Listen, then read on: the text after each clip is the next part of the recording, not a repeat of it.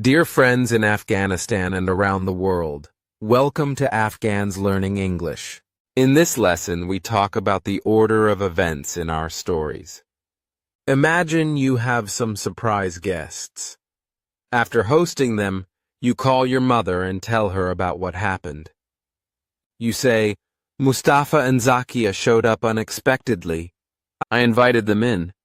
They sat down and I served them tea and candies. Fortunately, I had cooked a big pot of Kabuli pilau, so there was enough food for dinner.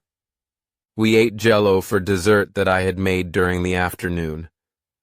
In this example, the story started when the guests arrived. The next events that happened in time order were, you invited the guests in, you served them tea, you ate dinner, and you ate jello for dessert. Notice there are two actions that happened earlier in the day, before the starting time of the story. One action was you had cooked rice, and the other action was you had made jello. When we tell a story, the events that happen in time order, called chronological order, are in the past simple tense.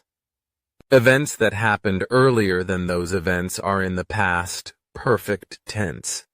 We make the past perfect tense by using had and the past participle, or third form of the main verb. For example, I missed the train because I had slept through my alarm. Now let's look at an example from the Holy Bible. If you do not have a Holy Bible, you can find one online at BibleGateway.com. Look at the New Testament and the book of Luke in chapter 8. Starting in verse 26.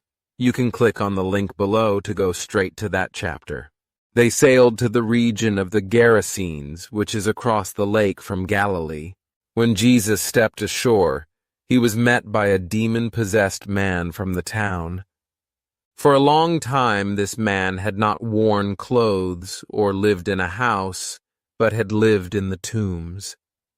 When he saw Jesus, he cried out and fell at his feet, shouting at the top of his voice, "What do you want with me, Jesus, Son of the Most High God? I beg you, don't torture me!"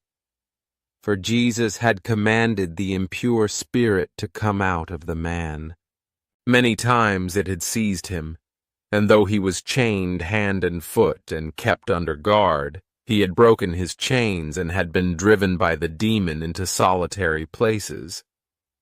Jesus asked him, "What is your name?"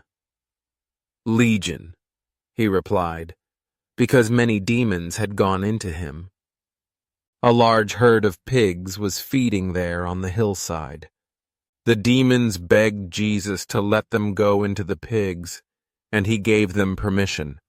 When the demons came out of the man, they went into the pigs, and the herd rushed down the steep bank into the lake and was drowned. When those tending the pigs saw what had happened, they ran off and reported this in the town and countryside, and the people went out to see what had happened. When they came to Jesus, they found the man from whom the demons had gone out, sitting at Jesus' feet, dressed and in his right mind. And they who had seen it told the people how the demon-possessed man had been cured. In this story, you can see that there are many uses of the past perfect tense to show events that happened at an earlier time than the main events of the story. For example, when Jesus stepped ashore, he was met by the demon-possessed man. These are past simple verbs for the main story events. Then we read that for a long time the man had not worn clothes and had lived in the tombs. These are events that happened before Jesus met the man. Now we will see what you learned today. You won an award because you had made the best robot in a robot-making competition. You also received a scholarship to a university as a result of your award. What happened earliest in time?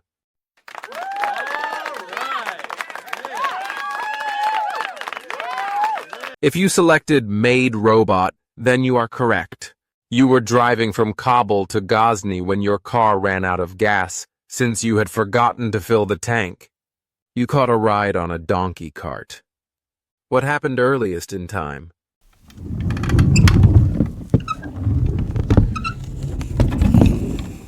If you selected forgot to fill the tank, then you are correct. What did we learn today? In English, you can use the past perfect tense to show that one past event happened earlier in time than another past event. We also learned that Jesus the Messiah has power over evil spirits. If you want to see more content from Afghans Learning English, please subscribe to this channel. If you have any questions, please comment or send an email to the address in the description below. If you want to read today's story in your own language, you can find it at afghanbibles.org. There is a link in the description below that will take you straight to Luke chapter 8 in either Dari or Pashto. That is all for this lesson. Go in peace.